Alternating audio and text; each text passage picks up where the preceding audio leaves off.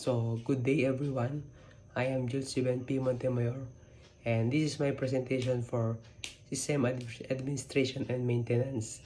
Today, I will be discussing YouTube as a system, focusing on how it is managed, maintained, secured, and sustained as one of the largest video sharing platforms in the world.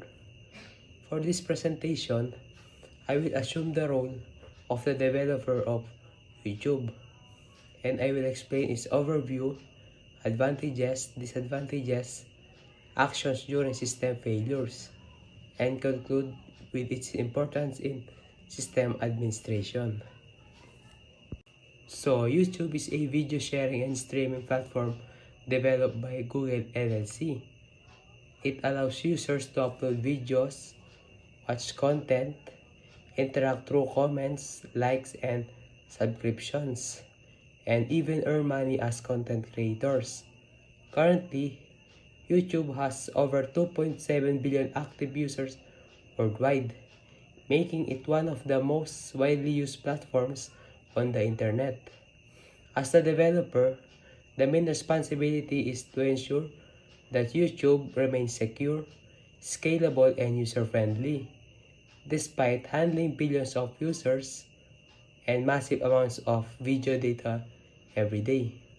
From a system administration perspective, managing YouTube requires advanced infrastructure, constant monitoring, and regular maintenance to ensure smooth performance and minimal downtime. The primary goal of YouTube as a system is to allow people around the world to upload, watch, and interact with video content efficiently and safely.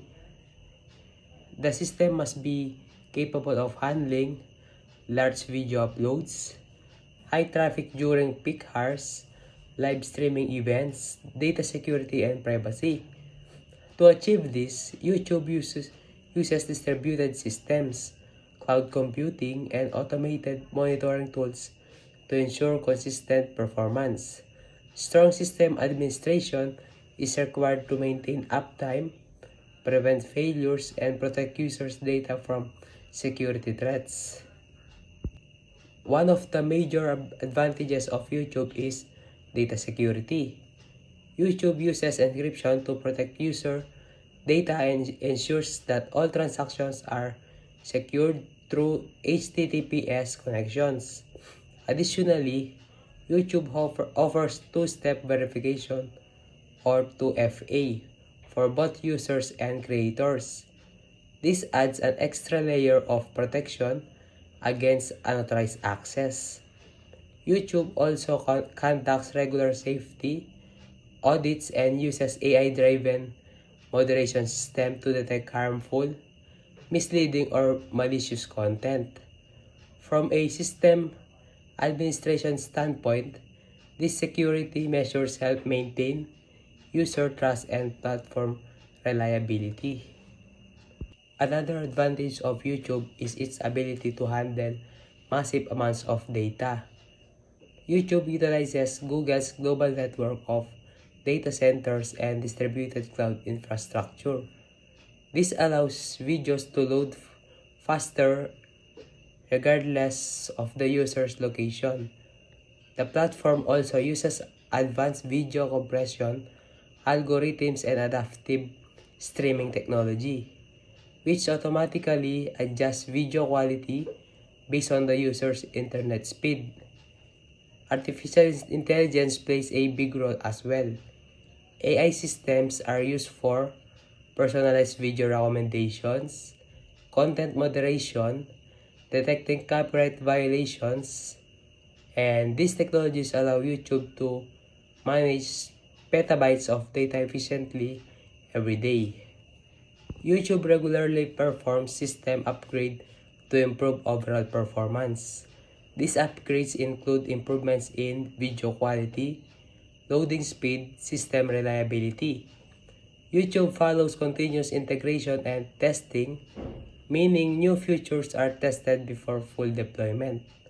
Updates are rolled out gradually to avoid system-wide disruptions and to collect user feedback.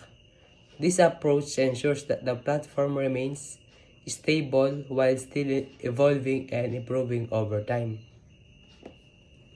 So, YouTube still faces data security risks. Users may become victim of phishing attacks, malware links, fake advertisements.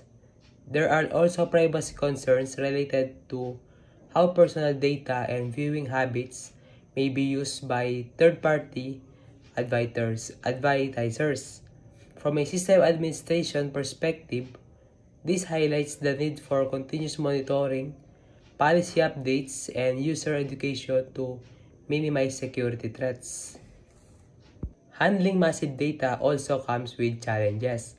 High bandwidth requirements may cause buffering issues, especially in areas with weak or unstable internet connections. Additionally, storing and processing petabytes of video data requires high energy consumption, expensive hardware, constant maintenance. These challenges increase operational costs and require efficiency, system planning, and optimization. So, system upgrades may sometimes introduce problems. Some updates can cause playback issues, monetization errors for creators, compatibility problems with older devices. Older hardware may not support new video, codecs, or high resolution formats, which can affect user experience. This shows that system upgrades must be carefully tested and monitored. During system failures, YouTube follows strict recovery procedures. First is automatic backup and recovery. Data is replicated in real time across multiple servers to prevent data loss. Second is the use of failover servers. If a main server fails, backup servers immediately take over to maintain an uninterrupted service. Third is the incident response team, especially Google Site Reliability Engineering or SRE team, which monitors the system 24/7 to detect and fix issues quickly. Lastly, user notifications are provided through official social media pages and status dashboards to keep users informed during outage or maintenance. So, in conclusions, YouTube's success depends on maintaining a secure, stable, and scalable system environment. Although challenges exist due to its massive global usage and data volume, YouTube continues to remain reliable through strong security measures, regular system upgrades, proactive failure management, continuous monitoring. From a system administration and maintenance perspective, YouTube serves as an excellent example of how large-scale systems are managed efficiently. And that's all. Thank you very much for listening. That concludes my presentation.